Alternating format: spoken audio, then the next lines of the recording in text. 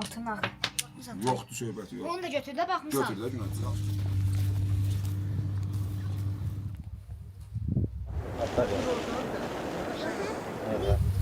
İlahi ədalətə inanırsınız?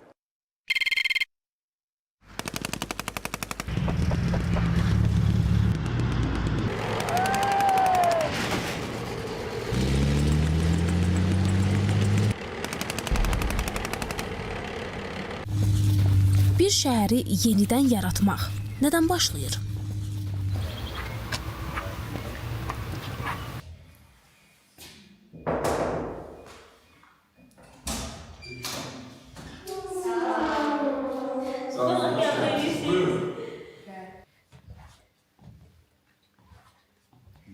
Həmişə ümidlə yaşayırdıq, inamımız var idi və o inamla da bugün köçmüşük, burada yaşayırıq.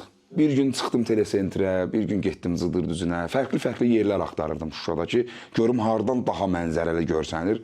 İnandırım sizi, hər bir yerin bir mənzərəsi bir-birindən daha gözəl görsənirdi. Vandallıq mədəni irsi tam məhv edə bilər? Ələlxüsus xalqın səsi torpağa hopubsa. Şuşanın azad olunması ilə mədəniyyətin də 30 il sükutu pozuldu.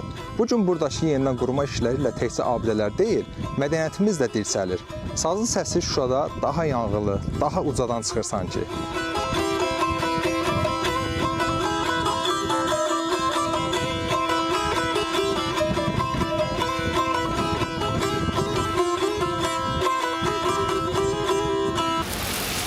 Şuşanın ikinci adı indi həm də qayıdışdır.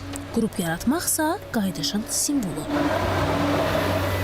Qarabağ küçəsində yerləşən investorlar tərəfindən inşa olunan 10 binanın tikintisi bitmək üzrədir. Sadıq küçəsində də eyni zamanda abadlaşma, yenidən qurma və landşaft işləri də yekunlaşma üzrədir.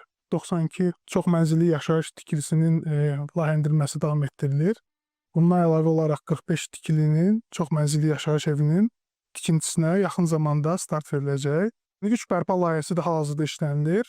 Bunlar qız məktəbi, köhnə xəstəxana binası və 2 mərtəbəli karvansaraydır. Şuşa özünə gələcək tikir. Sonda bir daha soruşuram.